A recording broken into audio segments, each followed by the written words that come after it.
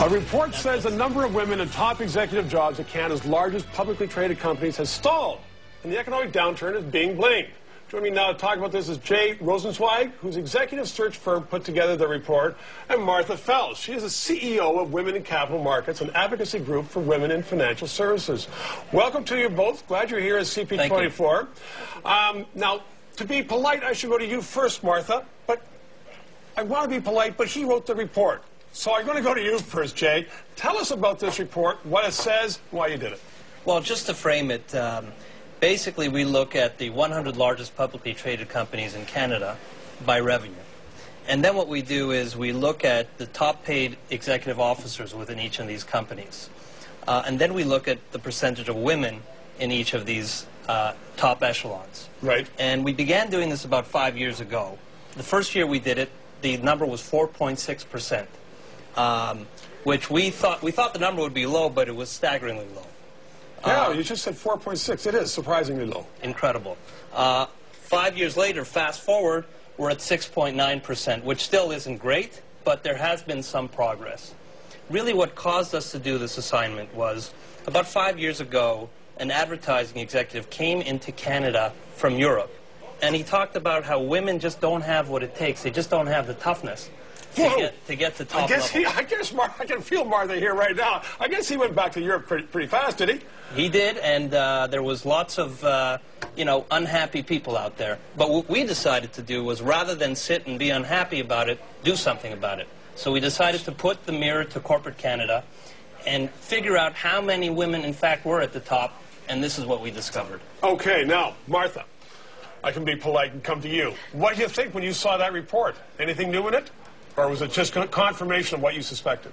Sadly, no. Not a lot is new. There have been a number of reports that have been written, and I think Jay's firm's report and our own report done with Catalyst really speak to the same situation. And it's not just so much across corporate Canada, and it's in my industry, and they're in many other industries where there really is a lack of women at the top leadership ranks, and it is a staggering number that doesn't seem to be going away. So, who cares? I think corporate Canada cares. And if they cared, why wouldn't there be more women at the top? Well, this issue is perplexing for a number of reasons, not least of which is the fact that corporations and shareholders benefit from the diversity that women bring from the point of view of diversity of perspective, diversity of ideas, diversity of ways of leading. And study after study has proven that the more women at higher levels, in fact, the more diversity, period, the more money a company makes. The better it is. Martha, let me put this quote to you. It's from an article written, is in the Harvard Business Review. I don't read it all the time, but I got this article from September 2007, Women and the Labyrinth of Leadership. And it talks about how it's difficult for women because if they are verbally intimidating, others can undermine a woman's influence. And if they are assertive, that can reduce her chances of getting a job in advancing her cause. So it seems like, women are damned if they do, damned if they don't. They can't be like a man, or else people are going to say, eh. And, if they aren't assertive, then they get, sort of into the back corner. What do you think about that? Well, I think, first of all, we're really lucky that an organization like Harvard Business Review wrote it. Right. And I think we're lucky that the media spends as much time as it does on the issue, because I think there's an awful lot of, whether it's gender bias in recruiting or advancing women, that need to be uncovered.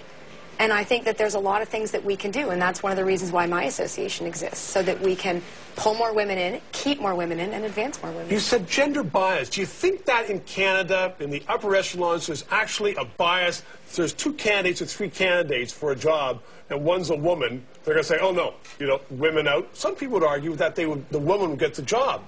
In other words, it's a positive bias. Or do you think it's just a fact that part of the old boys network, they don't, sit around and drink? Martha first, then you, Jay. I know you put your hand up.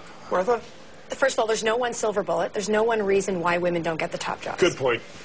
There is certainly an old boys network at play, but there's also a developing women's network. And I think that many associations like ours offer that opportunity for women to come together. I would never call it an old women's network, but I would call it a new women's network. Fair enough. But I think that, we really have to look at what we are trying to do and the fact that corporate Canada is supporting it. and trying very hard to get past the groupthink, to get past the, whether you call it systematic bias or gender bias, it's all pretty much the same thing. Yes, it does exist. But you're saying that, you know, in Canada, we are working at it, corporations are doing a good job of trying to overcome that? Is that your bottom line? They're definitely trying. So they're trying. Jay can hardly contain himself here. Jay? Well, the bottom line is, you know, if we're to talk about severely prejudicial treatment of women in the workplace, that doesn't exist anymore, at least for the most part.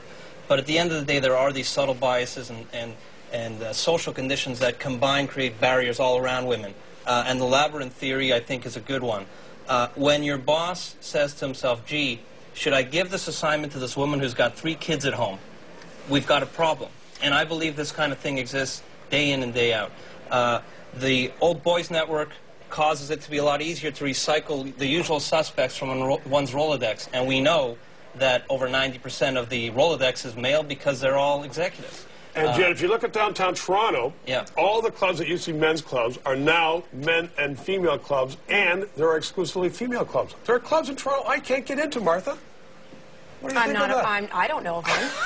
I'm not going to name them now. So, I mean, you're optimistic. You're saying, I mean, your bottom line, I guess, Martha, and I want to end with you. We're out of time with this. Jay, you got a good shot on that one. But, Martha? I would say we are definitely looking at some positive opportunity here. Most of corporate Canada, particularly in the financial services sector, has been probably the biggest promoters and sponsors of our organization, trying very hard to find a way to make this effort towards diversity pay off.